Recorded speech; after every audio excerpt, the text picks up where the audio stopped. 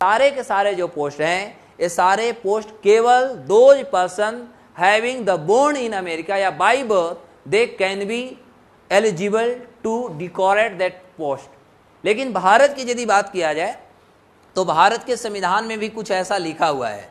भारत में भी कहा गया है कि जितने भी हमारे यहाँ संवैधानिक यानी कॉन्स्टिट्यूशनल जो पोस्ट होंगे, तो देश का भी कॉन्स्टिट्यूशनल जो हमारा पोस्ट होगा, ये भारत की कॉन्स्टिट्यूशनल पोस्ट के लिए भी ये एलिजिबिलिटी बनाई गई है कि उन्हें भारतीय नागरिक होनी चाहिए। ठीक है, ओनली यहाँ पर कर देता हूँ only Indian citizen, only Indian citizens. लेकिन यहाँ पर यह स्पष्ट नहीं किया गया है कि बाय बर्थ होगा, बाय डिसेंट होगा, बाय रजिस्ट्रेशन होगा, नेचुरलाइज कैसे होगा भारत के नागरिक, ये नहीं कहा गया है। लेकिन यह स्पष्ट कहा गया है कि भारत में कोई भी संवैधानिक जो पद होता है, वो देश के संवैधानिक पदों की यदि बात किया जाए तो भारत में संवैधानिक जो पद होंगे उसके लिए यह स्पष्ट कर दिया गया है कि उन्हें भारत के नागरिक होना चाहिए। अब यहीं पर एक कंट्राडिक्शन है कि भारत में केवल कहा गया कि इंडियन सिटीजन होना चाहिए, लेकिन अमेरिका में स्पष्ट लिखा हुआ है कि by birth if you are the citizen of America you are eligible to या एनी कॉन्स्टिट्यूशनल पोस्ट आप कहेंगे। तो ये दोनों में बहुत बड़ी अंतर पाई जाती है। Is it clear? तो अब देखा जाए तो जैसे भारत के संवैधानिक पोस्ट की बात किया जाए तो सबसे पहला हमारा होता है प्रेसिडेंट, है ना। उसके बाद हमारा होगा vice president, then you can say governor, prime minister, CM, और उसके अलावे ऑल मेंबर्स यानी एमपीज, एमएलएस, मेंबर ऑफ, यहाँ पर एमएलसी भी होता है, मेंबर ऑफ लेजिस्लेटिव असेंबलीज कहेंगे आप, all members as well as leaders कहेंगे। अब लीडर्स में भी हम ऐड कर देते हैं, जैसे मान लिया जाए कि आप एक मुखिया का ही चुनाव लड़ना चाहते हैं या मुखिया बनना चाहते हैं, आपको भारत के नागरिक होना चाहिए। आप वार्ड का चुनाव लड़ते हैं, आपको भारत के नागरिक होना चाहिए। साथ ही साथ ये भी ऐड किया, अंदर आर्टिकल यदि देखा जाए तो अंदर आर्टिकल 326 हमारा जो है कहा जाता है एडल्ट या यूनिवर्सल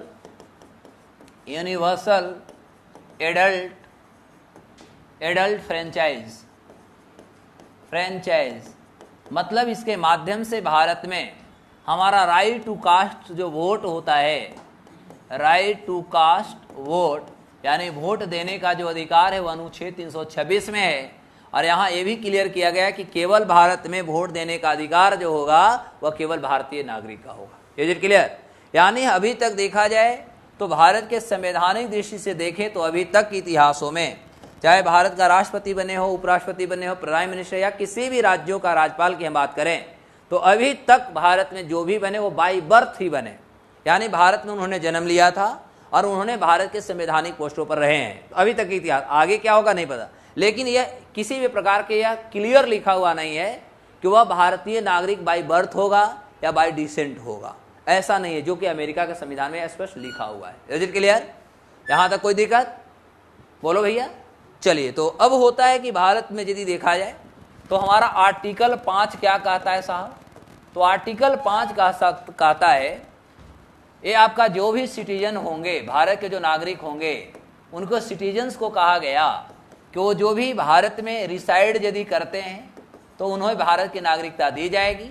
इसमें यह स्पष्ट कर दिया गया कि at the time of independence, जब हमारा देश आज़ाद हुआ था, यानी 1947, 15 अगस्त कर देता हूँ, तो 15 अगस्त 1947 को जब हम आज़ाद हुए थे, तो प्रायर टू इट या बिफोर इट कह सकते हैं, तो इसे 5 साल पहले यदि कोई भी भारत में रिसाइड कर रहा था, भारत का जो भी जियोग्राफिकल बाउंड्री था उसमें रिसाइड कर रहा था, और इससे पहले की बात करेंगे तो चाहे वो भारत हो या पाकिस्तान हो, पूरा ये एरिया भारत का ही था, तो वैसे व्यक्ति जो होंगे वह भारत के नागरिक के लिए एलिजिबल माने जाएंगे। ठीक है।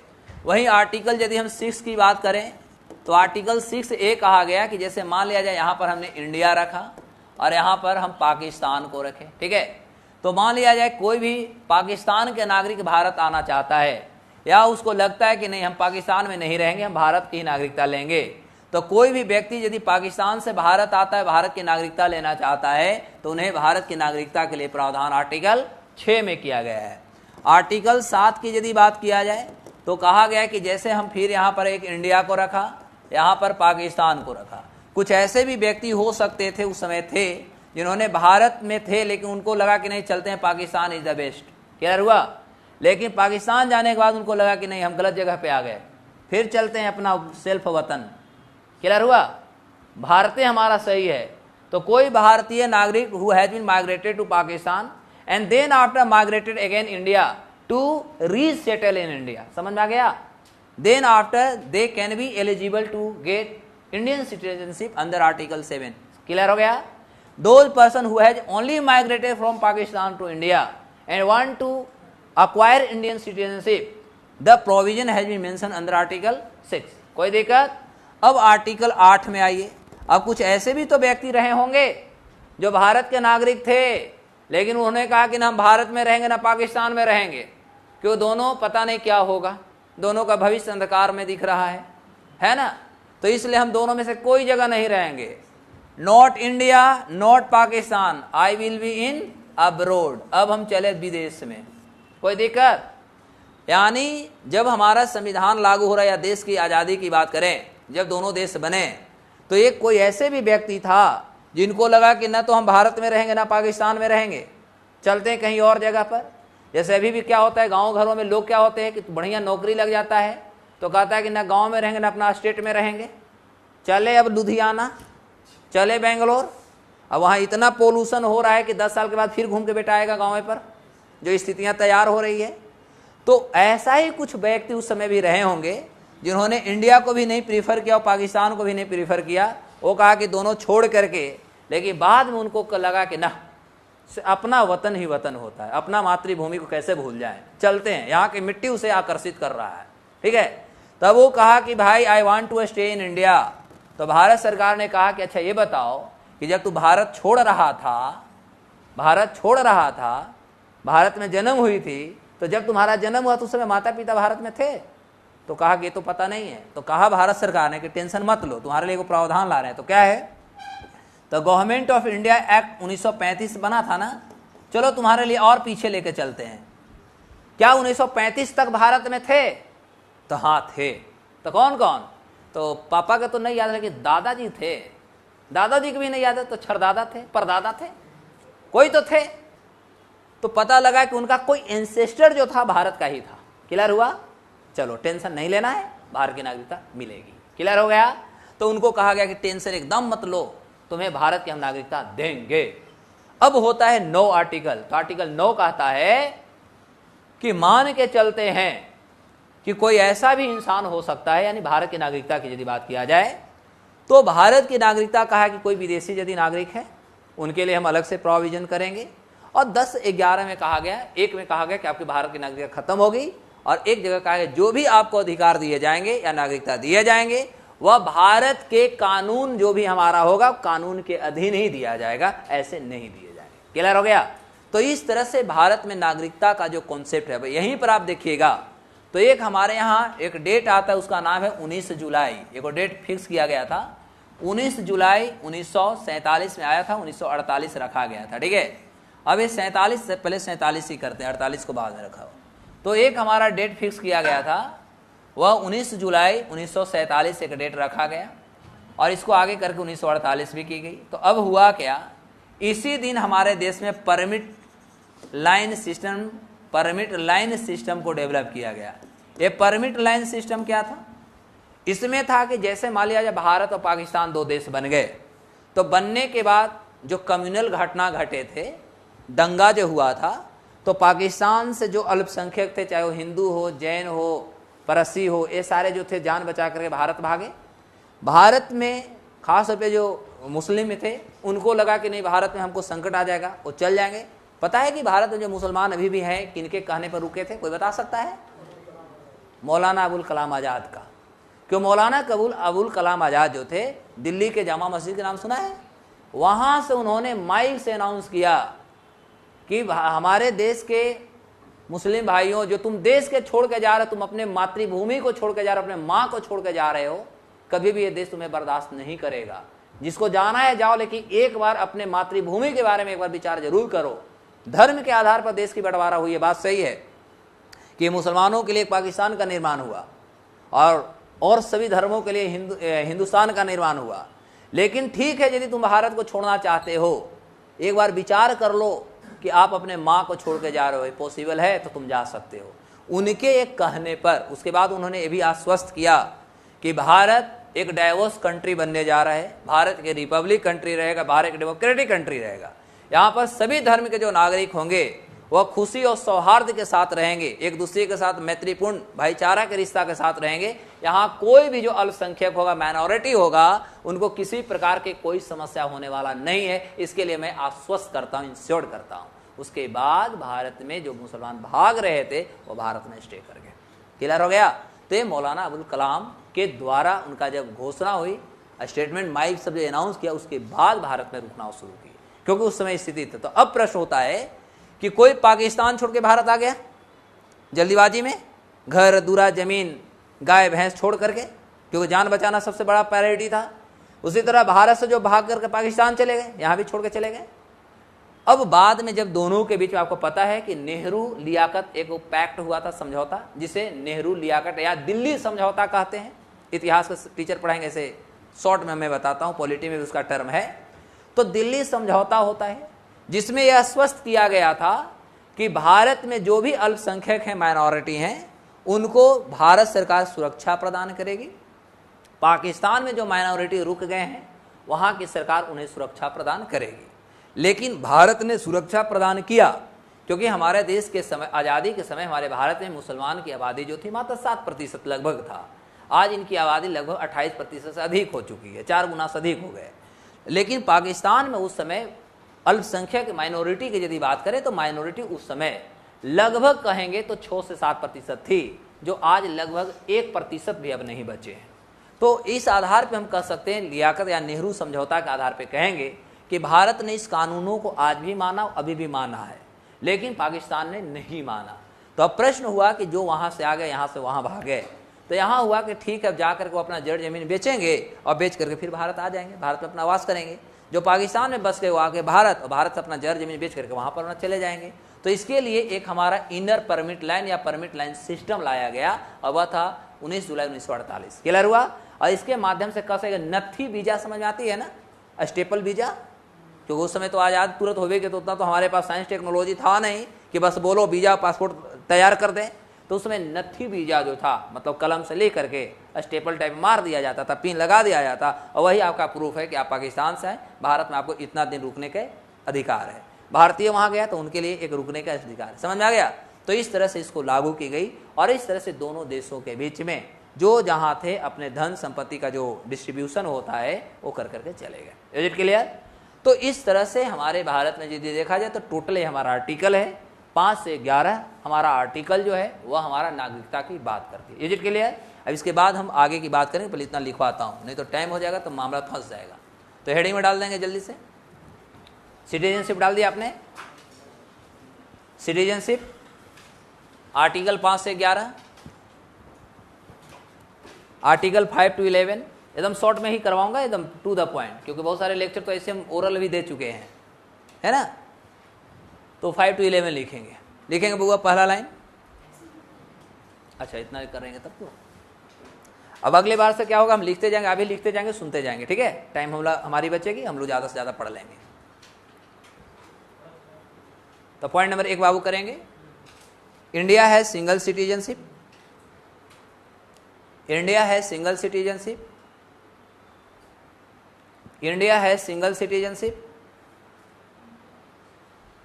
इंडिया है सिंगल सिटीजनशिप बोरोड फ्रॉम, बोरो मतलब लेना, borrowed from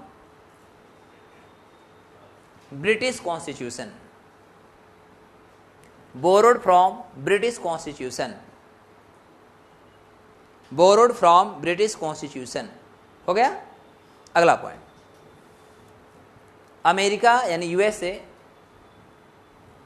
USA has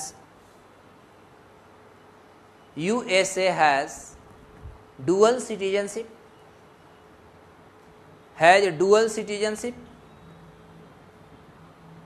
dual citizenship। अगला point, citizens are eligible to enjoy eligible to enjoy civil and constitutional rights. Civil and constitutional rights. Civil and constitutional rights. Whereas civil, CIVIL, civil and constitutional rights, whereas aliens या foreigners, whereas aliens या foreigners, aliens परी, aliens या foreigners are not eligible, are not eligible, are not eligible. हो गया, आगे लिखेंगे paragraph छोड़ करके. In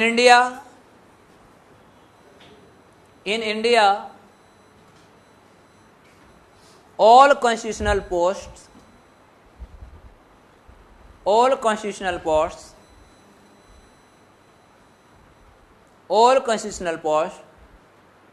could be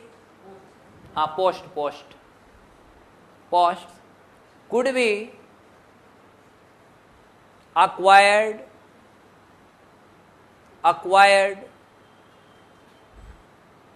by only Indian citizen. By could be acquired, ACQUIRED, acquired by only Indian citizens.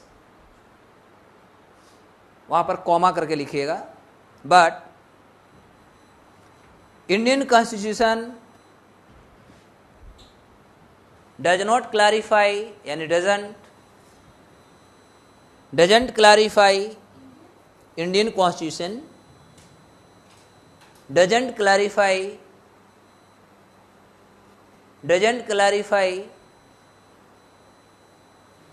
the basis of citizenship.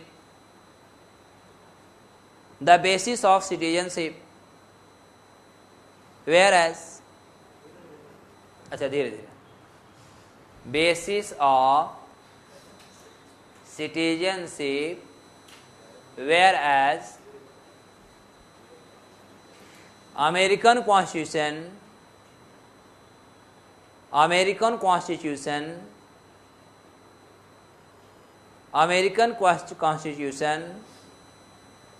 declared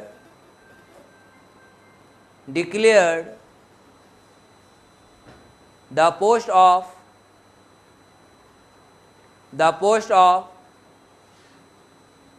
constitutional body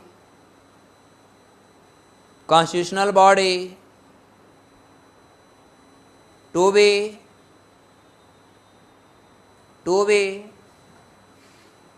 acquired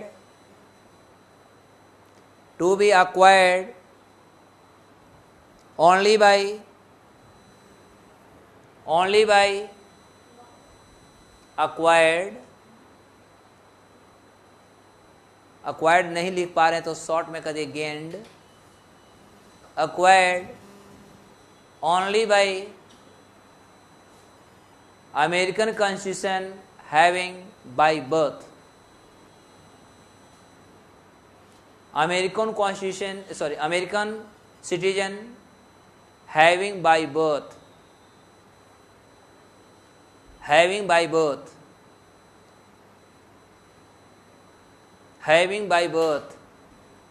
paragraph छोड़ेंगे. In India,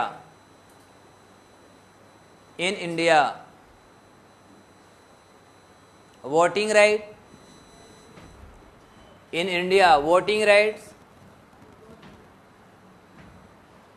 In India, voting rights under Article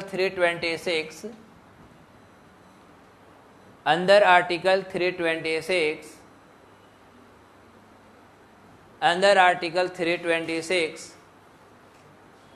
comma, the post of president, vice president, president, vice president, governor, PM, CM,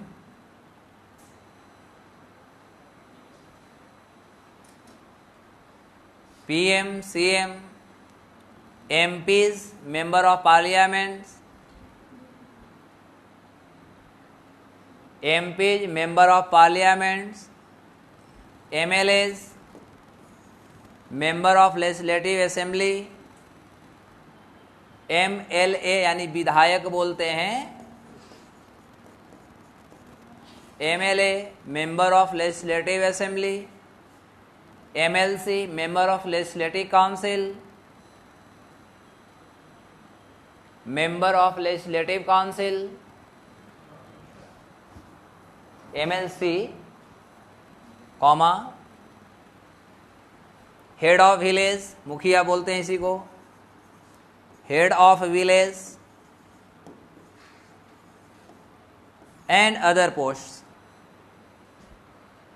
and other posts to be hired by only Indians, by only Indians, to be hired by only Indians। हो गया भैया। अब हम लोग direct article पे आ जाता हूं, तो लिखेंगे आर्टिकल 5, एकदम शॉर्ट में कराता हूं, आपको याद हो जाएगा। आर्टिकल 5 लिखेंगे, लिखेंगे सिटीजनशिप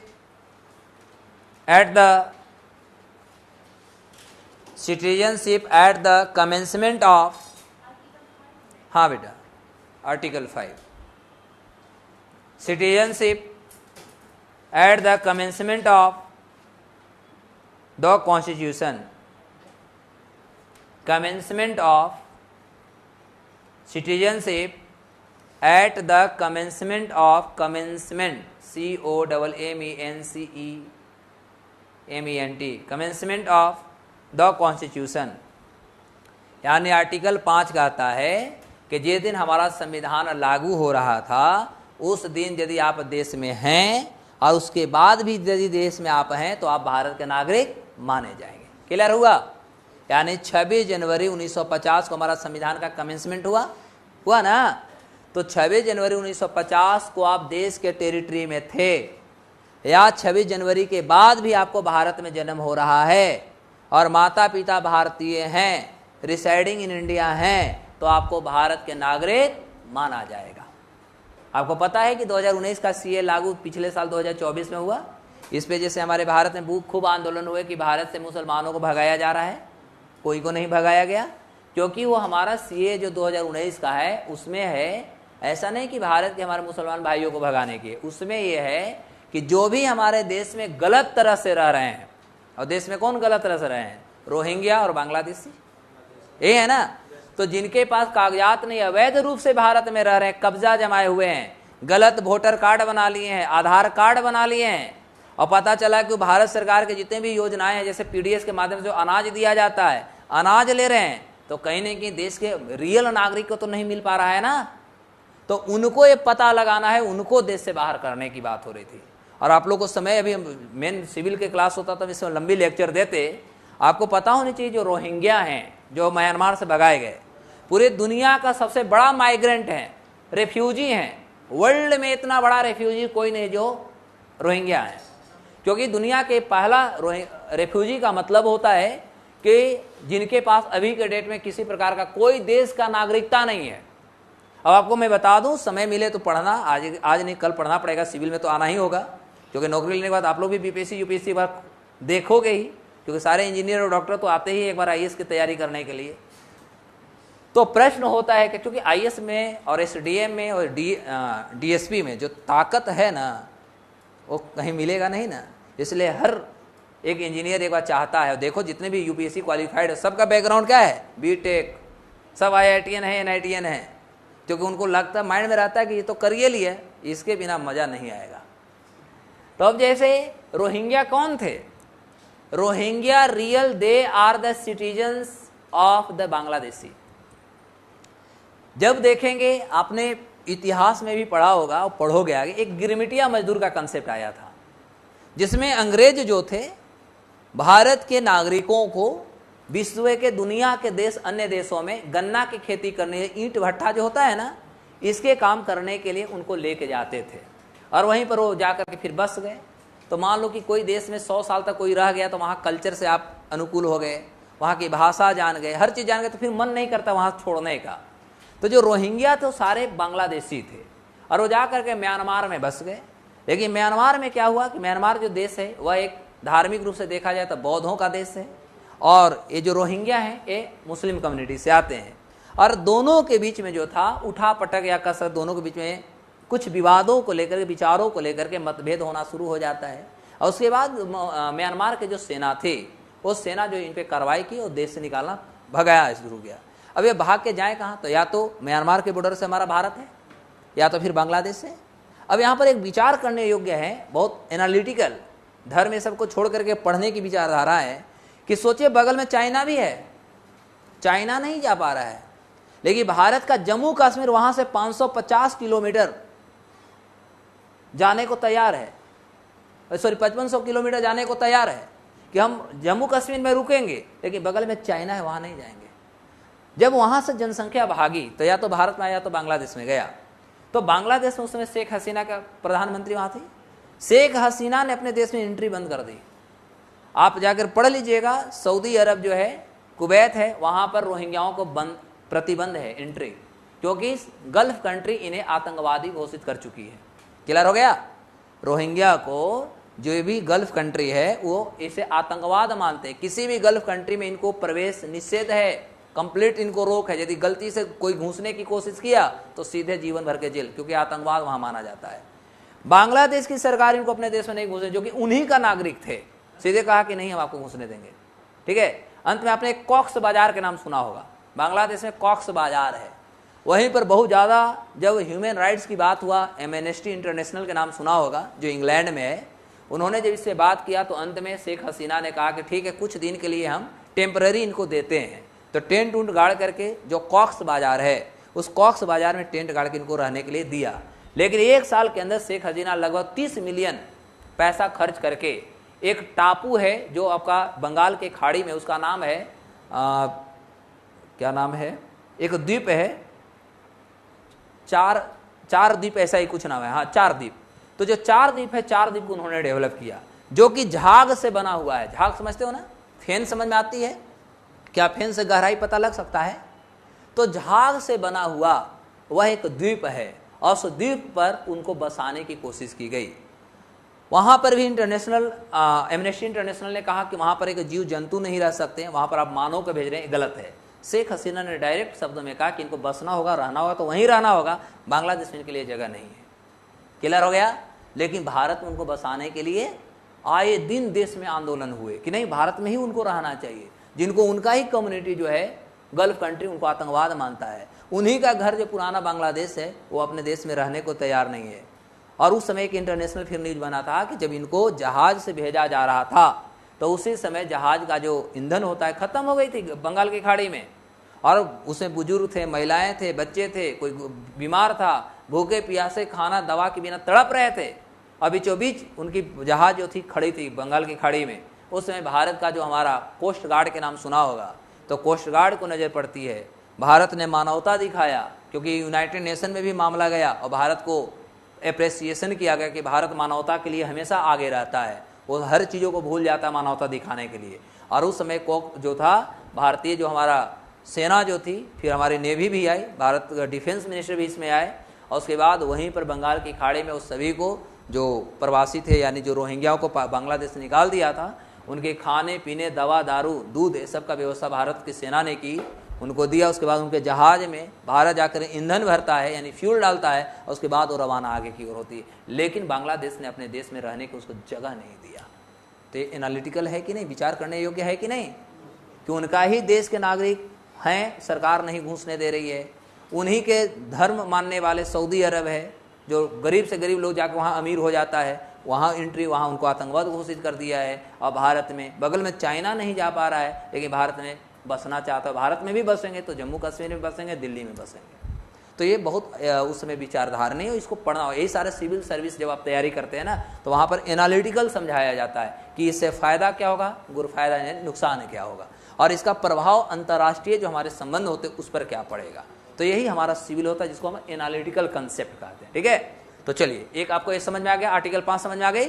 तो ये हुआ क्या कि जब हमारा कमेंसमेंट हुआ था, यानी 26 जनवरी 1950 को देश के संविधान लागू हो रहे थे, तो उस दिन तक आपकी जन्म हो गई और उसके बाद जन्म हो गई तो आपको भारत कोई निकालने वाला नहीं है। तो एनआरसी और जो हमारा सीए था यही है कि जो भारत में गलत तरह से घुस रहे हैं, गलत तरह से यहाँ पर हमारी अधिकारों को फायदा उठा रहे हैं, उनको इस देश से बाहर निकालना है, ना कि जो भारत के मूल जनसंख्या है। क्लियर हो गया? आगे की बात करेंगे, आर्टिकल 6 में आ जाओ। हाँ हाँ, वो अगर 7 साल से ज्यादा रह गए इंडिया में तो मायने सी बात है, वो तो अवैध रूप से रहा है ना, और रोहिंग्या है तो कहां से आया, ये भी बात माइनस बात है। और वो है कौन, शरणार्थी भी है, और उसपे भी भारत में बहुत सारे आरोप हैं। अंतर्राष्ट्रीय स्तर पे तो इसको आतंकवादी घोषित किया ही गया है, भारत में बहुत सारे दंगा में भी उसका नाम आया है, तो उनको तो कहीं जगह होगा नहीं। और सबसे पहले वो अवैध रूप से घुसे हैं बिना कागजात का, ये भी समस्या है। आपको यदि ज्ञान के लिए इसमें कोई गया का है, बिहार गया का, तो मैं आपको बता दूं कि जब 1971 में बांग्लादेश का उदय हो रहा था, पता है कि भारत नहीं होता तो बांग्लादेश देश नहीं बनता। तो उस समय जब बांग्लादेशी भारत में अपने जान, क्योंकि घटना घटती तो कोई भी जान बचाना चाहता है, तो बांग्लादेश के नागरिक भारत में जान बचाने के लिए भाग रहे थे। ये अभी जो गया में आपका सेंट्रल यूनिवर्सिटी जो बना है ना, south Bihar central university Tekari में, वो पहले आप देखिएगा, अभी भी देखिएगा तो बहुत ऊंचा टाइप का, एकदम टाल टाइप का है। वहां पर लगभग 2-2.5 साल तक बांग्लादेशियों को शरण दिया गया था, एक गया में। उधर बंगाल तो भरा ही रहा, त्रिपुरा असम में तो भरे ही रहे, बिहार दिल्ली ये सभी क्षेत्रों में उनको हमने जगह दिया। धीरे धीरे कुछ लोग गए और कुछ लोग यहीं पर रहना शुरू कर दिए बिना कागजात का, क्योंकि सरकार ने कहा कि अब आपका देश शांति होगा, अपने देश चले जाइए। लेकिन उन्होंने कहा कि ना, यही सबसे अच्छा है, और यहाँ रह करके अनेक प्रकार के गलत गलत कार्यों में वो इन्वॉल्व हो जाते हैं। जैसे जो शाहीन बाग में घटना घटी, तो कौन घटना घटाए थे, भारत के मुसलमान नहीं थे, याद रखना। लेकिन हाँ, यहाँ के कुछ मुसलमानों ने उनको सपोर्ट कर दिया, जिसके कारण वो बदनाम हो गए। वो था सारे रोहिंग्या थे, सारे बांग्लादेशी थे जो गलत तरह से देश में रह रहे थे, उन्होंने घटना को अंजाम दे दिया था। तो ये बहुत सोचने वाली बात है। और इस तरह से देश का क्या होता है, हमारी इंटीग्रिटी जो होती है, सुरक्षा पर खतरे होते हैं। ठीक है, तो चलिए आगे बात करेंगे। सब सिविल में बहुत लंबी बात करनी है, टेंशन नहीं लो। तो आगे लिखें, आर्टिकल 6 में लिखेंगे बाबू, लिखेंगे राइट्स ऑफ सिटीजन्स या राइट्स ऑफ सिटीजनशिप। आर्टिकल 6 में लिखेंगे rights of citizenship of certain persons, rights of citizenship of certain persons who have migrated to India, देखो फिगर भी देखेगा तो वो याद आ जाएगा। Migrated to India from Pakistan, figure है ना, migrated to India from Pakistan. Article 7 में आइए बाबू, rights of citizenship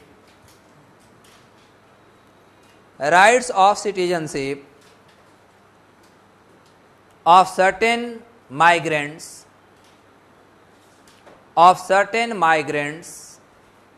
to Pakistan,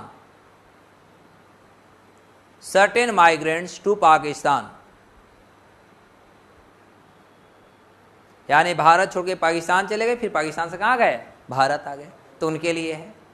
article 8 लिखेंगे, 8 rights of, article 8 rights of citizenship of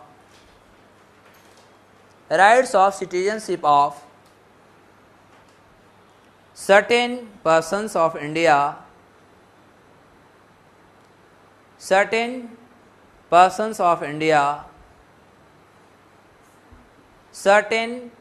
of India, origin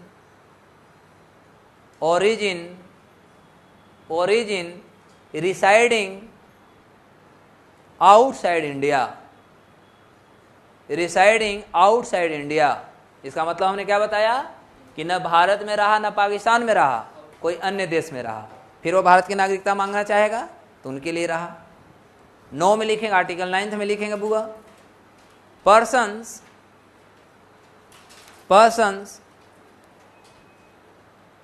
voluntarily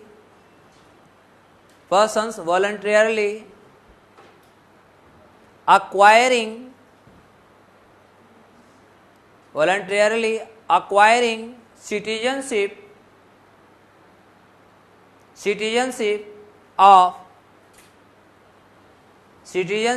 of a foreign state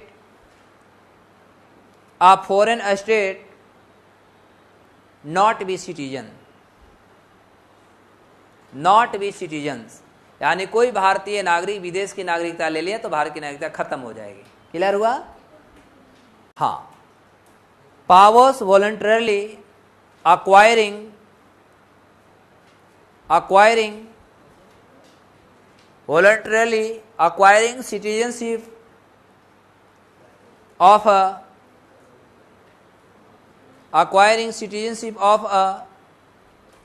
foreign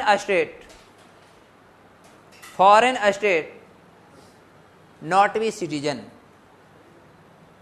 foreign state, जैसे याद है कि अक्षय कुमार भी भारत की नागरिकता छोड़ा था, नहीं पता तो पता होनी चाहिए, क्योंकि भारत में उसका सिनेमा नहीं चल रहा था ना, तो भारत की नागरिकता छोड़ दिया, कनाडा के ले लिया।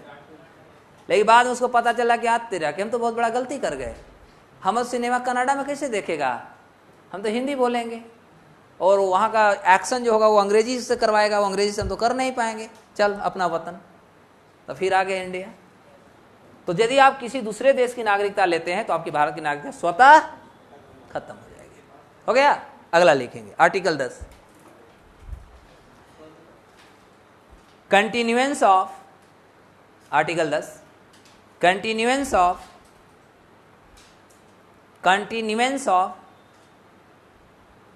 the rights of citizenship, continuance of rights of citizenship। और आर्टिकल 11 लिखेंगे बुआ, continuance of the rights of citizenship, यानी आपकी जो भी अधिकार दिए गए हैं, देश के हर नागरिकों को जो अधिकार दिए गए हैं वह अधिकार आपको सब दिन मिलेगा, किसी भी अधिकार से आपको वंचित नहीं किया जाएगा। क्लियर? आर्टिकल 11 और 11 में क्या है कि जो भी आपको अधिकार मिले, जो भी परिवर्तन होंगे, केवल हमारा देश के संविधान करेगा, देश का हमारा पार्लियामेंट करेगा, किसी के अपने मर्जी से कुछ करने का अधिकार नहीं है। तो 11 में लिखेंगे भैया, parliament to regulate the rights of citizenship parliament to regulate the rights of citizenship by law.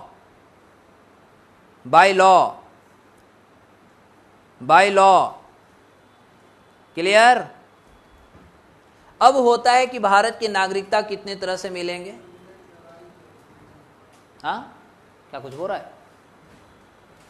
अब आगे जोड़ेंगे,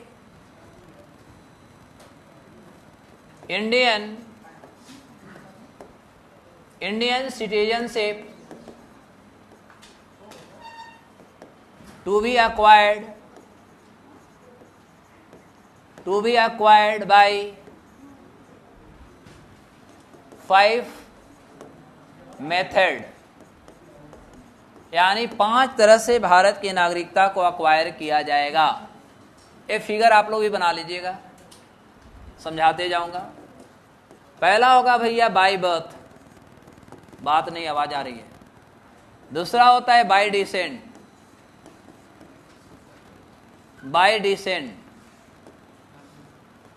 तीसरा होगा बाय रजिस्ट्रेशन।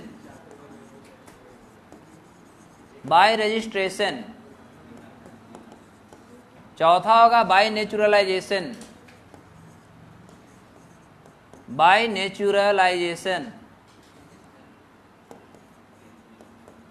और 5 रहेगा बाय इनकॉर्पोरेटिंग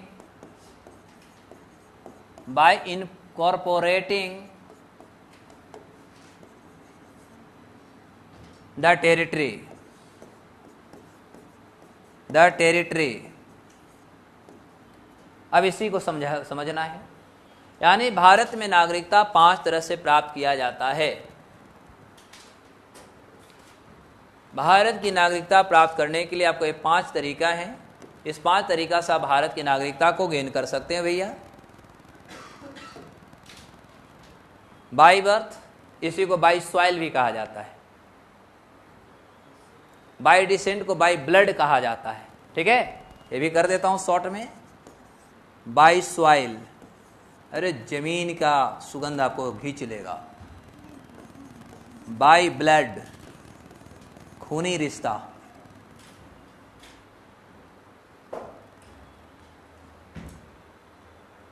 तो 5 तरह से भारत की नागरिकता आप ले सकते हैं और 3 तरह से आपकी नागरिकता जा सकती है। तो 3 तरह की बात होगी, लेकिन पहले नागरिकता ले लें तब ना। अभी टाइम भी कह रहा है कि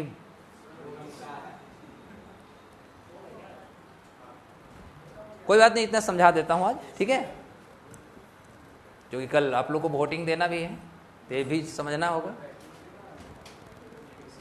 देखो मेरे भाई, पहला कंसेप्ट जो है क्या आता है, बाई सॉइल। बाई सॉइल का मतलब हुआ कि हमारा इंडिया का जो भी टेरिटरी है, भारत का जो भी आपको दिखता है मानचित्र, देश के किसी भी मानचित्रों के अंदर, देश के पूरे जियोग्राफिकल बाउंड्री के अंदर किसी भी बच्चा का जन्म होता है तो वह भारत का नागरिक होगा। बस इतना ध्यान देना है कि at the time of his और हर बर्थ, यानी लड़का या लड़की के जन्म के समय उनके माता पिता, अब नया में, पुराना वाला छोड़ दे रहे हैं, अब वर्तमान 2019 के नियम से माता पिता दोनों को भारत के नागरिक होना होगा। क्लियर हो गया? पहले कंसेप्ट क्या हो गया कि जब बच्चा का जन्म हो रहा है तो उसका माता पिता दोनों का जन्म होना चाहिए, नहीं तो फिर अभी भी एगो या हो जाएगा तो फिर मामला फंसेगा ना। कोई देश का दूसरा देश का नागरिक आएगा, भारतीय महिला से शादी कर लेगा, बच्चा जन्म हो जाएगा तो भारत की नागरिकता दे दो। हो सकता है या नहीं हो सकता है? तो इसलिए सरकार ने कहा कि नावेदम 100% राष्ट्रीयता। ठीक है, तो इसमें कहा बाई सॉइल का मतलब कि भारत की जमीन से, भारत की मिट्टी से यदि आपका 100% रिलेशन और मिट्टी से आप जुड़े हुए हैं तो आपको भारत की नागरिकता दी जाएगी। याद रहेगा ना? बाई डिसेंट का मतलब हमने बाई ब्लड लिखा, इतना ही काफी हो गया हो, समझ में आया होगा। बाई ब्लड का मतलब हमारा कोई ना कोई रिश्तेदार यहां था, हमारी हो सकता है जन्म विदेश में हुआ हो, जैसे जितने भी भारत के एम्बेसी होते हैं, एम्बेसी समझ से है ना, तो जो हमारे देश के विदेश मंत्री ही मान लिया जाए, भारत के बहुत सारे IFS इंडियन फॉरेन सर्विस जो कर रहे हैं दुनिया में, तो मायने से जो अमेरिका रह रहा है, कनाडा रह रहा है, उनका बाल बच्चा भी तो वहां जन्म ले रहा है ना, तो उनका बच्चा को भारत की नागरिकता मिलेगा। भारत से अलग हैं लेकिन उनका ओरिजिन कहाँ है? भारत का। लेकिन भारत में जो विदेशी लोगों का जो IF या वहाँ के जो ऑफिसर है, विदेशी ऑफिसर, वो भारत में, उनके बच्चों को भारत में नागरिकता नहीं मिलेगी। डायरेक्ट शब्दों में लिखा हुआ है। क्लियर हो गई? तो जैसे मान लिया जाए कि किसी भी इंसान का जन्म देश से बाहर भी हुआ है, लेकिन प्रश्न होता है कि उनके दादा दादी, नाना नानी, परदादा परदादी, छरदादा छरदादी कोई भारतीय यदि रहे हों तो उनको बाय ब्लड रिलेशन भारत से जुड़ा हुआ है, भारत की नागरिकता मिलेगी। ठीक है, इसी को अब आगे चल के NRI, जैसे कमला हैरिस के नाम सुना होगा, सुनीता विलियम्स के नाम सुना होगा, इनको क्या कहिएगा ना? NRI नहीं है। NRI का मतलब हमने जस्ट बताया कि वे भारतीय नागरिक जिनके पास भारतीय पासपोर्ट हो, यानी भारतीय नागरिकता है। और सुनीता विलियम्स के पास कहाँ नागरिकता है? उनके पिताजी के यदि कहानी देखिएगा, ठीक है, तो सुनीता विलियम्स के पिता अफ्रीकन हैं, पहले समझिएगा, इंडिया के महिला से शादी की है। कमला हैरिस की भी कहानी ऐसी है। तो मैंने से इनका पूर्वज भारत के हैं, लेकिन वर्तमान में इनके पास भारत की नागरिकता नहीं है, तो इसको बोलते हैं PIO, person of Indian origin. क्या बोलते हैं?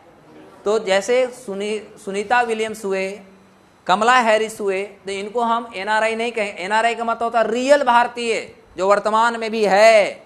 जैसे आपके भाई विदेश में काम कर रहे हो, NRI हैं, तो क्या उनको भारत से हटा दिया गया? नहीं। NRI उसको कहते हैं जो पहले PIO उसको कहते हैं जो पहले भारतीय थे लेकिन वर्तमान उनके पास भारत की नागरिकता नहीं, किसी अन्य देश की नागरिकता है और दूसरे देशों में रह रहे हैं। क्लियर हो गया? ऐसा नहीं कर सकते। अभी आप इसलिए करें, देखो हम इसलिए ऐसे बोलते हैं कि हमें ये अवसर नहीं मिला है। हमको भी अवसर मिलेगा, हम अमेरिका चल जाएंगे। हम तब तक ईमानदार हैं जब तक हमें लूटने के लिए अवसर नहीं मिला। बात खत्म हो गया। सही बोले ना? जब लूटने का अवसर मिलेगा तो हम भी वही हो जाएंगे। तो सब वही बोलता है, एकदम हम एग्जैक्ट ऑन लाइव बोल रहे हैं। ठीक है, तो कोई भी ईमानदार तब तक है जब तक उसको वो अवसर मिला नहीं है। मिलने के बाद कौन ईमानदार है, सो हमें पता है, आपको भी पता है, और कुछ नहीं तो ये कहता है। आगे है बाई रजिस्ट्रेशन। बाई रजिस्ट्रेशन का मतलब हुआ कि कोई भी विदेशी नागरिक भारत की नागरिकता ले सकता है। मान लिया जाए कि उनका माता पिता कोई भारत में नहीं रहा है, कोई दिक्कत नहीं है, वो भारत के नागरिक हो सकते हैं। बस ये 3-4 देश जो बताए इनका नाम छोड़ करके, बशर्ते कि उनको भारत में 7 साल तक रहना होगा। पहले 12 साल था, इसको घटाया गया है। और उसके बाद उनको कुछ नियम कानून है, उसको फॉलो करना होगा। नेचुरलाइजेशन का मतलब होता है उसी देश के नागरिकों को नेचुरलाइजेशन के आधार पर दिया जाएगा जिस देश में भारतीयों को नेचुरलाइजेशन के आधार पर दिया जाता है। मतलब ये हुआ, नेचुरलाइजेशन में यदि देखें तो हम कह सकते हैं कि जैसे भारत में आपको भारत की नागरिकता लेनी है, मान लो कि आप कोई देश से हैं और भारत की नागरिकता आप चाहते हैं, तो भारत के संविधान के शेड्यूल 8 में हमारा 22 लैंग्वेज है। क्लियर हो गया?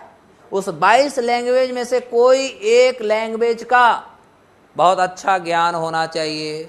जैसे आपका हिंदी है तो हिंदी आप बहुत अच्छा बोलते हैं, लिखते हैं, समझते हैं। भारत के संविधान में आपका आस्था होनी चाहिए। भारत के जो नेशनल फ्लैग है, नेशनल एंथम है, इसे आप रेस्पेक्ट करते हो। क्लियर हो गया? यानी जो हमारी भारत का एक विश्वसनीयता है, जो हमारा आधार है, जिसके लिए हम हर भारतीय कुर्बान होने के लिए तैयार रहते हैं, उनके साथ अपने आप को आपको अनुकूल होना होगा, तभी आपको भारत की नागरिकता नेचुरलाइजेशन के आधार पर मिलेगी। तो ये दोनों जो बेस है, ये दोनों विदेशियों के लिए, किसके लिए है? ये दोनों विदेशी नागरिकों के लिए। कोई भी विदेशी नागरिक भारत की नागरिकता ले सकता है, या तो रजिस्ट्रेशन के आधार पर या तो, लेकिन नेचुरलाइजेशन सबके लिए नहीं है। उसी देश के व्यक्ति को नेचुरलाइजेशन के आधार पर मिलेगा जिस देश में भारतीयों को भी दिया जाता है इसी आधार पर। जैसे हम भारत के हैं, हम फिनलैंड चले गए और फिनलैंड की सरकार कहा कि यहाँ की भाषा आपको पता है, तो हम वहाँ रह के सीखे, जैसे भी रहें हम एक्सपर्ट हो जाएंगे। वहाँ के संविधान में हमारी आस्था होगी, वहाँ की सरकार में आस्था होगी, वहाँ के जो भी सरकार का नियम होगा उसमें हम अपने आप को एक्सेलरेट करेंगे। जब 100% हम सेटिस्फाई कर देंगे तब वहाँ की हमें नागरिकता मिलेगी। मैंने क्लियर हुआ? तो दिस इज कॉल्ड नेचुरलाइजेशन। आगे है बाय इनकॉर्पोरेशन टेरिटरी। दुनिया के कोई भी क्षेत्र, उन क्षेत्रों को यदि भारत में सम्मिलित कर लिया जाता है, जैसे आप लोगों ने पढ़ा होगा एक संविधान में हमारा एक जगह का नाम आता है, ठीक है, और उस जगह को मैं थोड़ा सा नाम भुला रहा हूँ, ठीक है, याद आता तो मैं बताता हूँ, ठीक है। तो मान लिया जो छोड़ते हैं, जैसे मान लिया जाए 1961 की बात करें तो 1961 में जैसे हम गोवा की ही बात कर लेते हैं, तो गोवा तो हमारे पास नहीं था ना, ये फ्रांस के पास था, पुर्तगालों के पास था। अब गोवा को 1961 में सेना के एक्शन के माध्यम से भारत में सम्मिलित किया गया। तो पहले नहीं थी, लेकिन भारत में गोवा को मिला लिया गया। तो अब याद रखना कि गोवा को जब भारत में मिलाए यानी इनकॉर्पोरेट किए, तो गोवा के साथ वहां की जनसंख्या भी आया, तो सारे जो जनसंख्या आएंगे वे भारत के नागरिक हो जाएंगे। क्लियर हो गया? यदि आज के डेट में हम कोई भी क्षेत्रों को, जैसे इधर नेपाल के साथ काला पानी लिम्पिया धूरा को लेकर के विवाद होता है ना, क्योंकि अब सुगौली की संधि वो मानने को तैयार नहीं, क्योंकि चाइना उसको दिमाग ज़्यादा भर रहा है, डिस्ट्रैक्ट कर रहा है। क्लियर हुआ? तो ऐसे परिस्थिति में मान लिया जाए कि वो सारे क्षेत्रों को भारत में मिला लिया जाए, इमेजिन करके चलते हैं, तो वहाँ जो होने वाली जो जनसंख्या वो भारत का हो। जैसे 100वां संविधान संशोधन के माध्यम से 2015 में आपने सुना होगा कि भारत और बांग्लादेश के बीच में हमारा सीमा तैयार हो गया, पहले सीमा नहीं था। तो मायने सी बात है, कुछ गाँवों को भारत ने बांग्लादेश को दिया होगा, क्षेत्रों को, बांग्लादेश से कुछ क्षेत्रों को भारत में सम्मिलित की गई। तो वहाँ पर एक टर्म रखा गया था कि किनको बांग्लादेश में जाना है और किनको भारत में आना है। तो जिन्होंने कहा कि नहीं हमें बांग्लादेश में चल जाना, वो बांग्लादेश का नागरिक हो गए, और जो बांग्लादेश के लोग कहे कि नहीं हम भारत में आना चाहते हैं, तो जैसे जमीन आया, घर आया, तो साथ ही साथ वो भारत के नागरिक भी हो गए। मैंने क्लियर हुआ? तो तो इनकॉर्पोरेशन का मतलब होता है कि किसी लैंडो को यदि हमने एक्वायर किया, जमीन को एक्वायर किया, तो उसके साथ आने वाली जनसंख्या भारत के नागरिक हो जाएगा। कोई दिक्कत? तो यह हमारा 5 तरीका है। इस 5 तरीका से भारत में नागरिकता लिया जाता है। कल हम बताएंगे, कल नहीं परसों, कि भारत की नागरिकता कैसे कैसे जाएगा। तो एक तो आपको याद है कि 7 साल तक देश से बाहर रहेगा तो नागरिकता चला जाएगा।